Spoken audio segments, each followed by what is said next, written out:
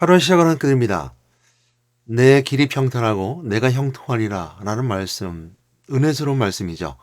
우리 인생길이 평탄하면 얼마나 좋겠습니까? 인생 굴곡이 많습니다. 또 형통은 얼마나 좋겠습니까? 막히지 않고 모든 건 다 형통하면 모든 것이 다 잘 되겠죠. 인생이 다 이렇게 뜻대로 되지 않고 항상 막힐 수도 있고 열릴 수도 있고, 그러나 분명한 것은 하나님이 함께 계시면 모든 것이 형통으로 바뀐다는 겁니다. 어려움이 온다 해도 형통을 받게 되는데, 형통치 못한 것은 이제 하나님 주신 형통 가운데 있지 않기 때문인데요. 오늘 말씀은 하나님이 함께하면 형통한다는 것이고요. 하나님과 함께하지 않으면 너희도 형통하지 못하고 불통할 것이다 라는 말씀을 주고 있습니다. 오늘 볼 말씀은 여호수아 1장 8절로 9절 말씀인데요. 여호수아 1장은 이제 모세가 죽고 난 후에 여호와께서 여호수아에게 주시는 말씀입니다. 그리고 두려워하지 말아라, 담대하라. 모세가 죽었으니까 너가 정말 잘 따르던 모세를 죽어서 네가 이제 후계자가 되어서 계승하여서 그 길을 이어갈 건데, 두려워하지 말고 담대하라 이렇게 말씀하시면서 내가 밟는 곳을 내가 너에게 주이리라. 그러면서 가나안 땅에 들어갈 것을 이제 여호와께서 이제 여호수아에게 말씀해 주고 있는 장면입니다. 이런 관점에서 보겠을 때 이제 모세가 했던 일은 이스라엘 백성들을 출애굽하고 율법책을 만들었습니다. 율법책을 만드는 것은 하나님이 이스라엘 백성들에게 주셨던 귤과 규칙입니다. 이 귤과 규칙은 하나님 백성다운 모습이죠. 그런 의미에 봤을 때 하나님 백성다운 모습을 통해서 볼 수 있는 것은 율법책은 하나님이 주신 규칙이고 하나님 사람답게 살아가는 여러 가지 말씀과 같습니다. 이것을 받은 모세가 이스라엘 백성들에게 체계적으로 모든 걸 다 어떤 공동체에서 갖춰야 될 자격을 갖췄다면, 여호수아는 그 책을 들고 행하는 자라고 이렇게 볼 수 있을 것 같아요. 그러니까 모세와 이스라엘 백성은 가나안 땅을 이제 목적으로 왔죠. 그런데 결국 들어가지 못했던 것 중에 하나는, 모세와 이스라엘 백성 1세대들은 하나님 말씀에 불순종했을 뿐만 아니라 그들 마음속에 하나님에 대한 원망이 있었기 때문입니다. 그래서 어찌 보면 원망을 다 벗어던지고 원망스러운 걸 다 잊고 새롭게 들어가는 여호수아와 제2세대의 사람들입니다. 그래서 여호수아 갈렙만이 가나안 땅을 이제 물려받게 됐고요. 들어가게 되는데, 그러면서 그들이 들어가서 하나님과 소통할 수 있는 방법. 모세와 함께 있었던 것은 성막 가운데 직접 함께 계셨던 하나님이 이제는 율법으로 아니면 성경 말씀으로 이제 여호수아와 소통한다는 의미를 더 강하게 주는 것 같아요. 그러니까 율법책을 묵상하고 율법책 따라 살아라 이렇게 말씀하고 있는 것인데, 8절 9절 말씀이 그 말씀입니다. 그래서 보게 되면 이 율법책을 내 입에서 떠나지 말게 하여 주야로 했습니다. 그것을 묵상하여 그 안에 기록된 대로 다치게 행하라. 그리하면 내 길이 평탄하게 될 것이며 내가 형통하리라. 이 율법책이라는 것은 오늘날 말씀을 말하기도 합니다. 그러니까 이스라엘 백성들에게 주셨던 하나님의 율법책, 즉 다시 말하면 율법이죠. 십계명 외에 그에 따르는 이제 해야 될 것과 하지 말아야 될 것들에 대한 내용들이 바로 율법책인데, 그 모든 내용들이 하나님께 향해 맞춰져 있어요. 그런 의미에서 오늘 율법책은, 여기 있는 율법이지요. 율법책은 내 입에서 떠나지 말게 하며 주야를 묵상하래요. 그 안에 기록된 대로 다 지켜 행하래요. 그리하면 여호수아 너의 길이 평탄하게 될 것이며 내가 여호수아가 형통하리라. 이런 말씀을 주시는 그 말씀을 보게 되면 여호수아는 가나안 땅에 들어가서 행해야 될 직접적인 사람들입니다. 오늘날 우리에게 이방인이었던 우리에게도 이 말씀이 은혜 가운데 누려줄 수 있는 것은 예수 그리스도가 우리에게 말씀을 하고 오셨고 율법이 완성되신 그리스도를 통해서 율법이 이스라엘 백성들에게 적용된 하나님의 말씀이라면, 예수 그리스도 즉 하나님 인간의 몸을 입고 이 땅에 오셔서 말씀이 육신되어 우리 가운데 가심을 통해서 말씀이 오늘 믿는 모든 자들에게 오늘 율법과 같이 우리에게 적용되었고, 율법의 완성이신 참된 자유함을 누리게 하심을 통해서 마귀의 포로에서 대복받게 하셨고 죄산 받게 하시는 은혜 뿐만 아니라 하나님 만나는 그 길을 열어주심을 통해서 율법 친히 그리스도가 되어졌습니다. 그래서 율법은 곧 하나님 만나는 길이고, 죄인의 죄임을 깨닫게 되고 죄 용서받는 하나님 만나게 됨을 통해서 하나님의 백성으로, 그러니까 이방의 백성에는 우상 숭배했던 악한 사단의 백성이 아니라 하나님의 백성으로 율법이 적용되었고 그들에게 이처럼 누려지게 됐던 것처럼, 오늘날 율법 완성되신 그리스도가 우리에게 오심을 통해서 하나님 만나는 길을 열었던 것이 바로 율법의 완성이요, 죄 용서받게 되는 것이 바로 율법의 완성이요, 마귀 포로부터 해방받아 삶의 자유를 누리는 것이 바로 율법의 완성된 그리스도의 말씀이기 때문에 오늘날 우리에게 율법책을 내 입에 떠나지 말게 하라는 것은 그리스도의 말씀을 내 입에서 떠나지 말게 하며 주야를 그것을 묵상하는 거죠. 하나님의 말씀을 묵상하는 것처럼 성경 말씀을 묵상하고 그 안에 기록된 대로 지켜 행하면 그러면 내 길이 평탄하게 될 것이다. 구약의 말씀 오늘날 똑같이 적용되는 것은 바로 그런 의미가 있습니다. 평탄하는 것. 또한 내가 형통하리라. 하나님과 소통하고 형통하게 된다는 것. 내 인생의 마지막 인생의 삶 속에서 마지막 목적지까지 도달할 수 있는 평탄의 길이죠. 제가 처음 시작할 때 그런 말씀 드렸었죠. 인생에 굴곡이 많고 굴곡이 많고 어려움이 많을 수 있을 뿐만 아니라 평탄한 것이 인생 아닙니다. 인생은 굴곡이 많습니다. 말씀했던 것처럼 우리 인생 때의 삶을 살아가는 건 굴곡이 많습니다. 그건 변함이 없습니다.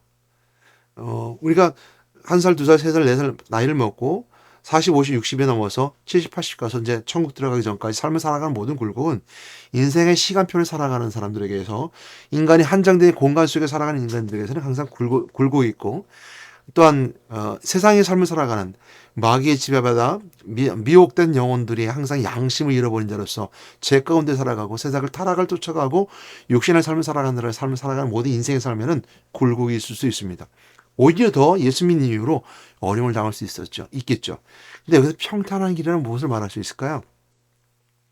그 길에 인생의 삶을 살아간다 하더라도 그 길이 나에게 굴곡의 길이 되지 않는다는 겁니다. 평탄의 길이 되는데 그 평탄의 길의 목적지는 어디예요? 영생의 삶입니다.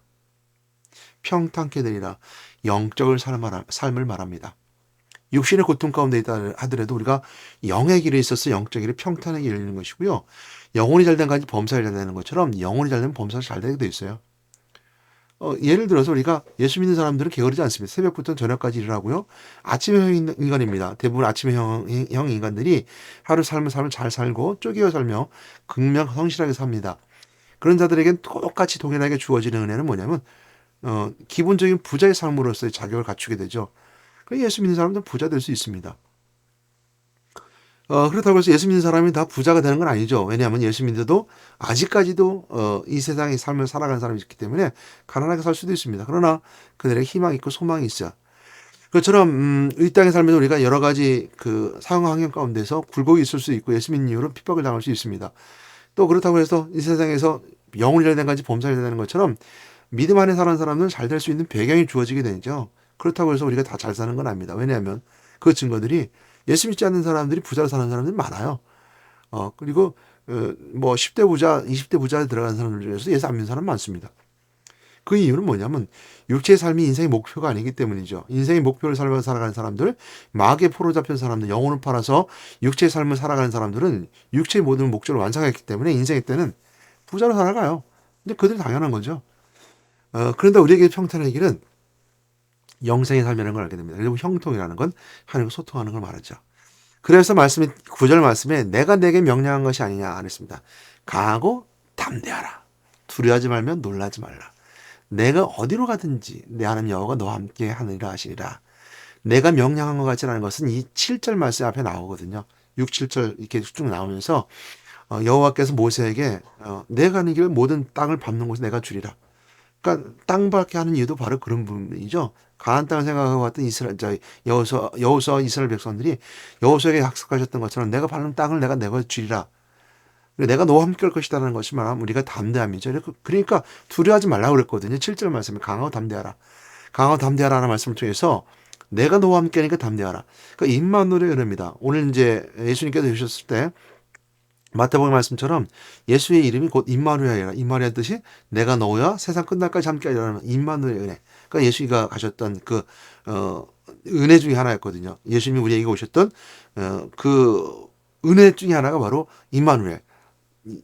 너희와 세상 끝날까지 너희와 함께하리라.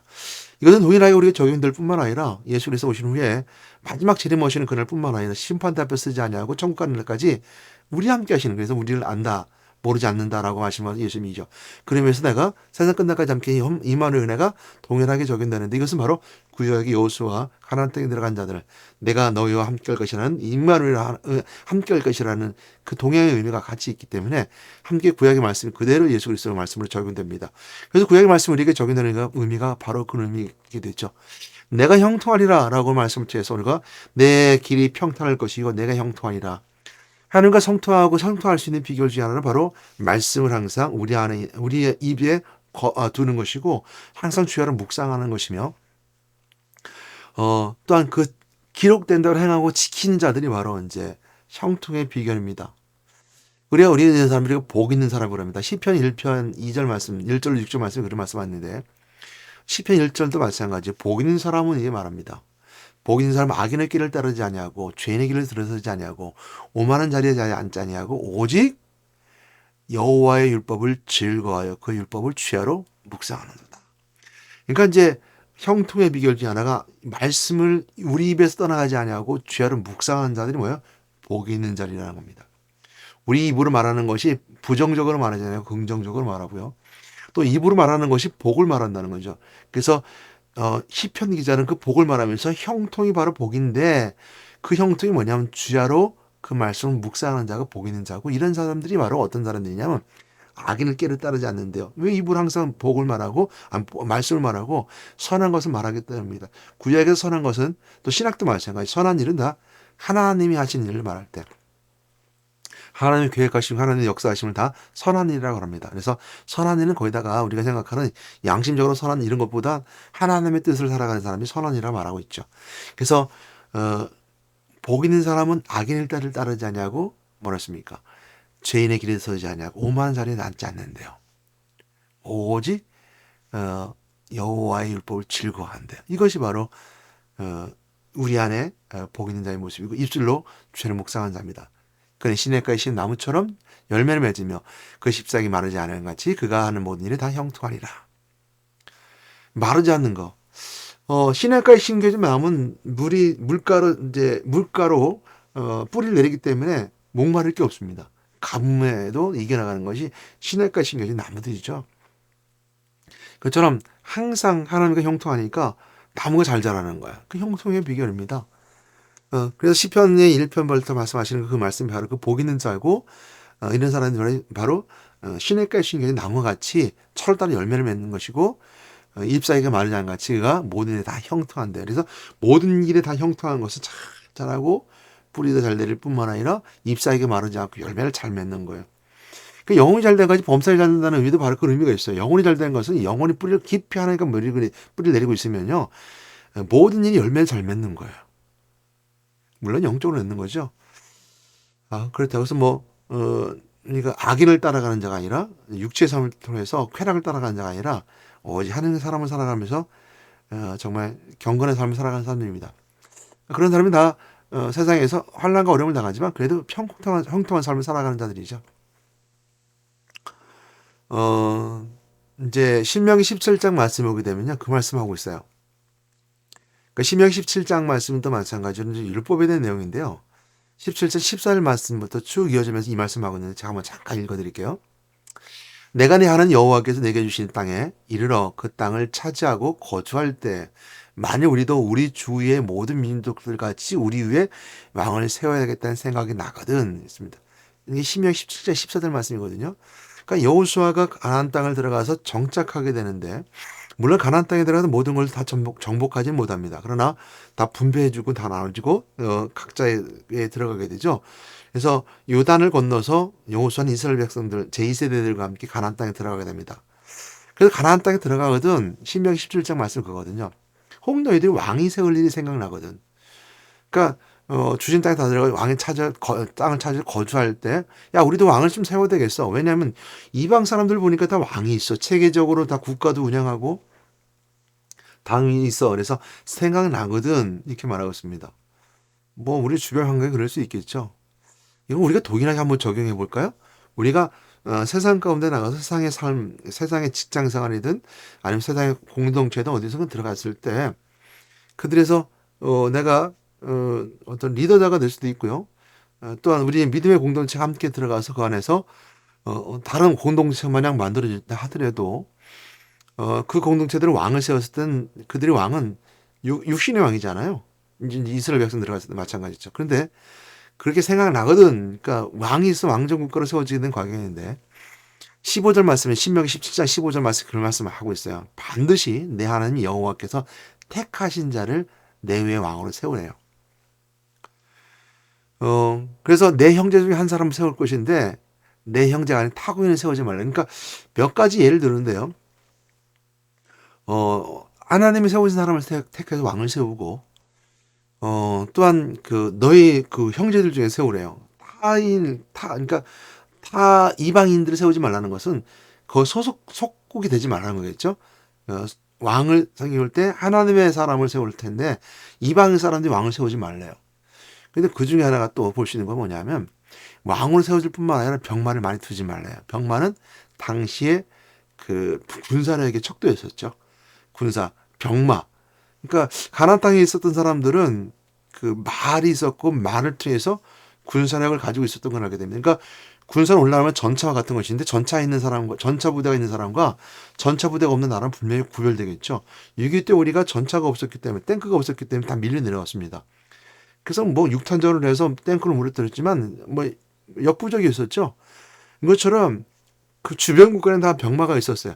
그러니까 전차 부대가 있었던 그 전차라는 말이 맞나 모르겠어요. 말을 통해서 전차를 운영했던 아니면 그에 따르는 어떤 몽골인처럼 말을 타고 이렇게 전쟁이 일어났는지 모르지만 당시 상황에 보게 되면 몽골처럼 말을 탄 것 같지는 않아요. 전차를 운영했었던 것 같고요.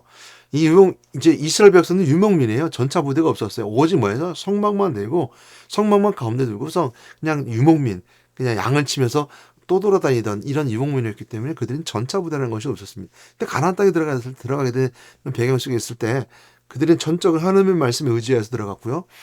그리고 들어가면 뒤에서 이렇게 보게 되는데 두 번째 봤을 때 그것처럼 세상의 무력처럼 세상 힘처럼 병마를 힘으로 두지 말라는 것처럼 병마를 많이 두지 말래요. 그리고 아내를 많이 두지 말래요. 그때 당시 아내를 몇 명을 했겠죠. 이슬람 같은 경우는 그렇지 않습니까? 지금도 이제 일부 다처되죠. 한 남편이 여자를 여러 줬어요. 근데 거기 아내를 많이 두지 말고 왕을 세우려거든 병만을 많이 두지 말고 타인을 세우지 말고 아내를 많이 두지 말고 어, 은금을 많이 쌓지 말래요. 몇 가지가 있어요. 그리고서 17장 18절 말씀에 그 말씀을 주고 있어요. 그가 왕위에 오르거든 이 율법서의 등사본을 레위 사람 제상 앞에서 책에 기록하여 평생에 자기 옆에 두래요.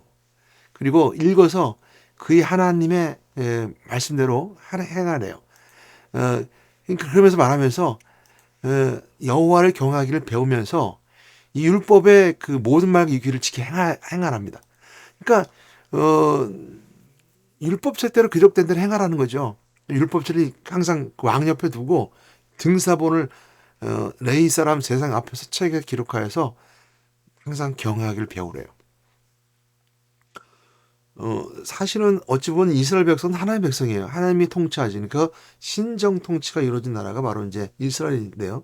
근데 신정 통치가 되기 위해서 그들이 율법을 줬고 율법책을 줬는데 그 율법책보다는 다른 것을 우선시하지 말라는 거죠. 오늘날 우리에게도 마찬가지입니다. 교회 안에도 모든 것이 말씀 중심이어야 될 뿐만 아니라 한 내 삶 속에서 예수 그리스도 영접한 자가 내 마음 하는 나라를 이뤘다면 내 말씀이 항상 내 속에 중심이 돼야 되고 내 가운데 있어야 되는 거예요. 그것이 형통의 비결입니다. 그래서 여기서도 마찬가지로 17장, 신명 17장 20절 말씀에 그리하면 이래요. 그의 마음이 그의 형제 위에 교만하지 아니하고 이 명령에 따라 좌로나 우로나 치우치지 아니하리니 이스라엘 중에서 그와 그의 자손이 왕이 있는 날이 장관이라. 이제 사울을 세우게 되고요. 또 사울을 세우기 위해 나중에 다윗이 왕이 됩니다. 근데 이제 사울도 왕이로서는 왕정국가를 말할 수 없었어요. 그래서 사울을 왕이라 하지 않습니다. 왕이라는 건 다윗 왕부터 왕정국가의 시작을 말하는데, 사울은 그만큼 자격이 없었고 하나님을 떠난 사람이었고 하나님이 사무엘을 통해 세웠지만 왕으로서 그 모든 역할을 다 못합니다. 다윗이 왕을 세우고 후에요. 솔로몬이 왕이 됐지만 남과 북이 나눠지게 됩니다. 그 분열 국가가 돼서 결국 다 망해요. 북쪽 이스라엘과 남쪽 유다가 다 망하게 되는 것이 이스라엘이 가지는 우리의 교훈입니다. 말씀을 묵상하지 않고 하나님을 형통하지 않으면 남쪽, 북쪽은 나눠지고 솔로몬 이외에 하나님 섬겼던 다윗과 하나님께 질보했던 솔로몬 외에는 다 나눠졌고 결국 다 망하는 민족이 되어버립니다. 우리도 마찬가지입니다. 교회도 마찬가지고 우리의 삶도 마찬가지고 개인도 마찬가지고 국가도 마찬가지입니다. 말씀에 중심하지 않고 율법책을 떠나게 되고 하나님 멀리하게 된다 그러면 분열되고 나누고 결국 망하게 되는 거예요. 우리가 주신 은혜는 여기까지입니다. 율법책을 내 입에 있게 하고 그리고 주야로 묵상하고 기록된 대로 지켜 행하는 것이 그 형통의 비유입니다. 그렇지 아니하면 우리는 하나님을 떠난 자가 되고 멸망에 가는 길을 알 수밖에 없으며 형통하지 못한 자의 삶을 살아갑니다. 오늘 내가 형통하니라. 이 형통하는 것은 영혼이 될 때까지 내가 범사에 되는 것처럼 육신의 삶도 형통할 수 있는 비결은 영혼이 형통하는 하나님과 만나는 영적 소통이 있을 때 가능합니다. 하나님 만나고 죄의 용서받고 마귀 포로와 대목마다 마귀가 소통하는 자가 되지 않냐고 마귀의 형통하는 자가 되지 않냐고 하나님과 소통하고 하나님과 형통함을 통해서 인생의 삶의 모든 것이 영생상까지 형통한 여러분 되시기를 주님으로 축복합니다. 마귀는 여러분들과 소통함을 통해서 일시적으로는 형통한 것 같아요. 그러나 불통입니다. 오늘 신명기 17장 말씀을 말씀하고 있는 것처럼 아내를 많이 두지 말래요. 은근보화를 쌓지 말래요. 병마를 많이 두지 말래요. 그리고 항상 율법책을 등사하여 복사해서죠. 등사 써서 레이와 레이 사람들을 통해서 옆에 두고 읽게 만들래요. 오늘 항상 말씀을 옆에 두고 살아가는 목회자들이 항상 말씀을 등사해서 여러분 들려주는 것처럼 그 말씀 속에 항상 사는 여러분 되시기 바랍니다. 오늘 이 말씀을 듣고서 오늘도 힘을 얻는 여러분 되시기 바랍니다. 형통한 자들에게 축복이 있습니다. 대대손손 축복이 있을 뿐만 아니라 물질의 모든 삶 속에서 또한 여러분 삶의 모든 삶의 속에서도 형통하는 은혜가 있습니다. 형통의 비결 가운데 축복 가운데 있는 여러분 되시기를 우리 주 예수 이름으로 축복합니다. 우리 다 같이 한번 기도하겠습니다. 사랑의 하나님 감사합니다. 내 길이 평탄하게 될 것이고 내가 형통하리라는 말씀을 잡고 누립니다. 그래서 형통하기 위해서는 말씀이 있어야 되고 율법책을 주야로 묵상할 뿐만 아니라 그 입에 뒀으며 항상 암송하는 자들의 주야로 묵상하고 기록된 데서 지켜 행함을 통해서 형통의 비결이 있었던 것처럼 항상 우리가 삶 속에서 말씀을 묵상하고 말씀을 누림을 통해서 형통한 삶을 살아갈 텐데 먼저 하나님과 소통하는 자 되어서 영이 형통한 자 되게 도와주시고 영이 형통한 자가 바로 삶 속에서 형통케 되는 것을 깨닫고 영육간의 형통하는 은혜의 시간 함께 주시옵소서. 오늘도 저희도 함께 심통해서 역사해 주실 줄 믿습니다. 오늘도 마귀와 소통하고 마귀의 형통함을 통해서 영적으로 시달리고 고통과 고난 가운데 있는 자들에게 있다면 오늘 말씀 은혜가 되어서 우리 주 예수의 은혜를 누림을 통해서 왕대신 그리스도의 물리치고 죄 용서받으며 하나님만의 은혜의 삶 속으로 오늘도 교회 안에서 예배로 기도로 찬양으로 그렇게 영혼 들리는 여러분 되시길 바랍니다. 그러므로 선포합니다. 우리 주 예수 있으므로 왕이신 그리스도의 분명하니 마귀가 소통해서 귀신이 들려 정신적으로 문제가 생기고 어렵고 또한 우울이 오고 우울증이 오고 가지가지 가정의 문제로 해답될 수 없는 문제로 있는 어둠의 세력가 우리 주 예수 왕대신 그리스도의 떠나갈지어다 선포했사오니 축복하여 주시면서 하나님과 형통하는 시간 함께요 주시옵소서. 우리 주 예수 이름으로 기도드렸습니다. 아멘.